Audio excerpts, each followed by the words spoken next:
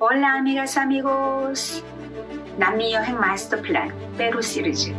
지난 회는 5,000년 전부터 잉카가 일어나기 시작한 시점까지 여러 문명들과 왕국, 도시에 대해서 정리해봤습니다. 12세기 쿠스코 지역에서 한 도시 국가로 자리 잡는 잉카는 주변 다른 문명으로부터 끊임없는 공격을 받으며 13세기에서 15세기 초까지 대단한 발전을 이룹니다. 16세기에 이르러서는 약 1,600만 명이 넘는 인구와 250만 평방킬로미터 지역을 통치하며 잉카 제국 따완틴수유를 이루는데 학자들에 의하면 인류 역사상 가장 크고 대단한 제국 중 하나였다고 말하죠. 당시 말도 바퀴도 없었으니 마차나 수레는 당연히 없었겠는데 약 300여 년이란 길지도 않은 시간에 그들은 어떻게 대제국을 이룰 수 있었고 통치할 수 있었을까요?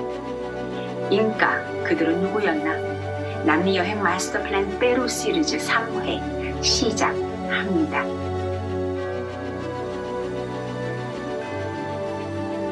세계 7대 불가사의 마추픽추를 남긴 잉카 문명은 설명이 불가능한 건축 기술과 엔지니어링으로 잘 알려져 있고 뛰어난 정책가로, 정복자로 그리고 천문학에 뛰어났던 문명으로 알려져 있습니다.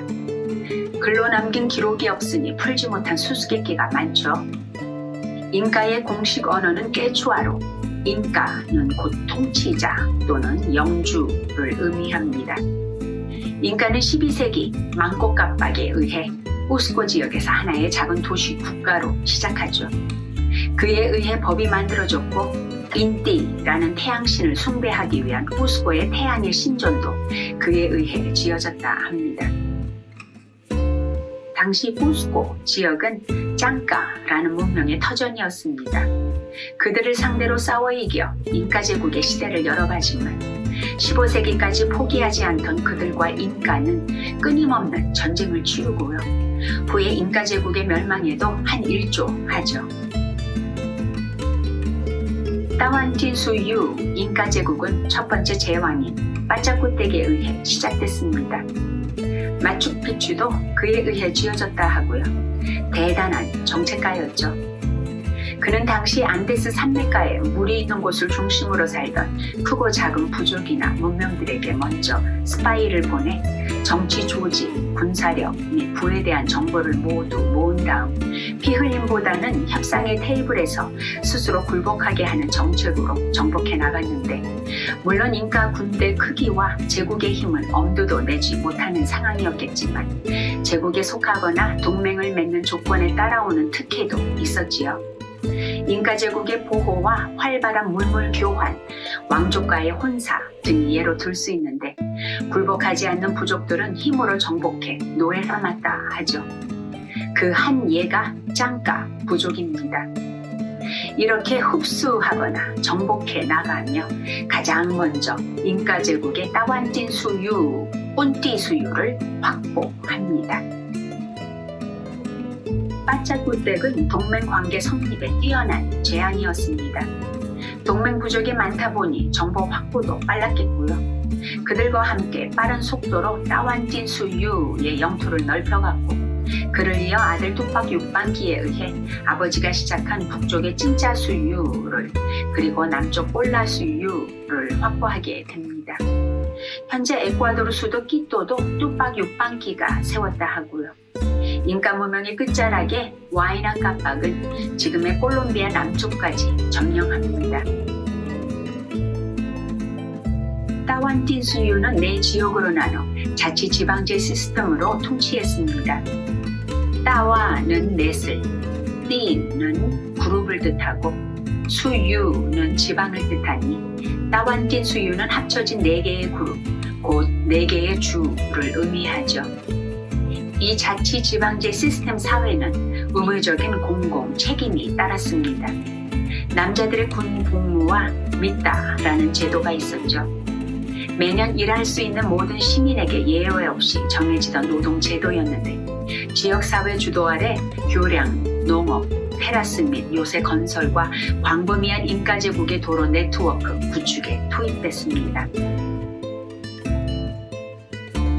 왕의 길을 의미하는 깍박량은 따완틴수유의 네 지방을 연결하는 인카로드 시스템으로 유네스코 세계 인류문화유산입니다.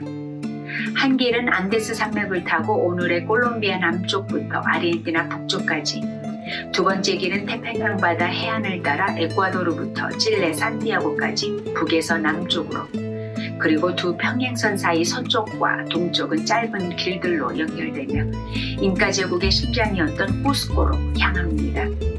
바로 잉카 제국이 남미의 로마로 불리기도 하는 이유인데요. 잉카 제국이 망하고 500여 년이 지난 오늘 현재에도 안데스 산맥 토착민들에게 깜박량은 매우 중요한 역할을 하죠. 또 이 길을 연결하는 다리도 있었겠죠. 에스와짜카는 안데스 산맥 고산지대에서 자라는 이쭈라는 갈대 비슷한 지푸라기 풀을 꽈서 줄로 만든 21세기 현재 남아있는 유일한 잉카 다리로 줄로 만든 다리를 뜻합니다. 이 다리의 유효기간은 1년, 매년 6월이면 내 지역에서 1000여 명의 토착민들이 모여 새 다리로 대치하고 낡은 다리는 잘라 다시 자연으로 돌려보냅니다. 이 풀은 얼마나 질긴지 다리를 끊어내는 작업만도 몇 시간 걸린다 하죠.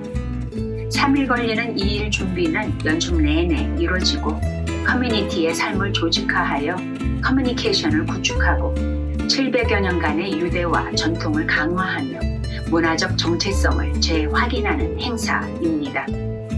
유네스코 인류무형 문화유산이죠. 각 가정마다 주어진 책임량은 70m의 새끼줄. 일주일 전부터 남자들은 들에 나가 이 이쭈라는 풀을 잘라 새끼줄을 준비하고, 남자아이들은 어린 나이 때부터 아버지를 따라 이 일을 도우며 배워가죠. 전통에 따라 이 중에 총 책임자도 있어 그를 찌까르와라 부릅니다. 대부분 1년 만에 만나니 할 말들도 많아 시끄러운데요. 하지만 다리 작업에 관계되는 일은 이 찌까르와가 나서고 총쥐합니다. 어느 가정은 100m 넘는 새끼줄을, 또 다른 가정은 책임량 70m도 못 미치는 길이 등 찌까르와는 매년 장부에 꼼꼼히 기록하는데요. 다리 작업이 끝난 후에는 축제로 이 또한 전통에 따라 마무리하며 모두 행복해하죠. 약 250만 평방킬로미터의 따완틴수유, 내 지역 통치에 빠른 정보와 소통이 꼭 필요했던 길과 다리, 잉카 문명의 독창적인 또 다른 엔지니어링을 잘 보여주는데, 잉카 군대는 적이 나타나면 이 다리를 과감히 끊었다 합니다. 글이 없던 잉카 제국은 끼뿌로 소통하고 기록을 남겼다 하죠. 끼뿌에 대한 고고학 기록은 서기 1000년에 처음 나타나는데, 이보다 훨씬 전부터 남아메리카 안데스 지역의 여러 문화권에서 쓰였다 하는 논쟁이 있기도 한데요. 아직까지 정확한 해석은 없지만 실 색깔과 길이, 굵기 등은 같은 기능이며 매듭들은 숫자와 그룹을 표한다 합니다. 크기에 따라 몇 개 또는 수천 개의 코드가 담겨 있을 수도 있다 하는데, 따완틴수유 잉카 제국 행정을 위한 내 지역의 데이터 수집 및 기록 유지, 납세 의무 모니터링, 인구 조사 기록, 해와 달 달력 정보 수집 및 군사 조직을 숫자가 아닌 인포메이션 기록 혹은 정보를 담는 도구로 쓰였을 것이라고 하죠. 당시 아기가 태어나면 3살이 되어서야 이름을 지어줬다 할 정도로 안데스 산맥의 고산지대 지역 환경은 거칠었습니다. 이런 쉽지 않은 자연 환경의 따완틴수유의 내 지방을 통치하는 데는 분명 많은 도전이 있었겠죠. 어려서부터 선별되어 신체적인 훈련을 받은 짜스키스는 잉카 제국에 달리는 메신저입니다. 따완틴수유의 군사 비밀이나 적의 정보, 그리고 행정에 관한 내용을 담은 끼뿌를 깍박량을 따라 제국의 심장 쿠스코로 나르던 매우 중요한 역할을 할 뿐 아니라 태평양 바다에서 잡은 생선과 해물을 당시 특별시했던 쿠스코로 하루 밤만에 나르기도 했다 하죠. 잉카 제국의 번영은 1400년대부터 약 100년 동안 지속됩니다. 콜럼버스 아메리카 대륙 발견 후 유럽인들의 신대륙을 향한 항해가 늘고 그들이 내리는 곳마다 천연두, 인플루엔자, 발진 디푸스와 홍역 같은 전염병도 함께 도착합니다. 그리고 따완틴 수유의 혈관이었던 깍박령은 이 전염병의 통로가 되죠. 1520년대에 잉카 제국의 첫 번째 전염병은 홍역이었다 합니다. 또 남미 전역에 퍼졌던 천연두로 1527년 제국의 황제 우아이나 깜빡이 사망하고 곧 그의 장남이자 후계자였던 니난 꾸요치도 사망하죠. 승계에 대한 정확한 규칙이 없었던 당시 우아이나 깜빡의 두 아들 우아스카르와 아딸 우아빠는 둘 다 그 주위를 주장합니다. 분쟁은 결국 내란으로 이어지고 내 지역에 함께 이룬 따완틴 수유의 영광은 내리막길로 들어서는데 한편 지구의 반대편에서 스페인 여왕은 쿠스코를 포함한 지금의 페루를 누에보 카스틸료라 지명하고 프란시스코 피사로를 잉카 제국 정복을 위한 지휘자로 그리고 총독으로 임명합니다. 이렇게 스페인 식민지 정복자로 프란시스코 피사로는 1532년 세 번째로 페루에 발을 디딥니다. 잉카 제국의 흥망 얘기 남미 여행 마스터 플랜 페루 시리즈 4부에서 계속합니다. 곧 뵙겠습니다. Hasta la próxima.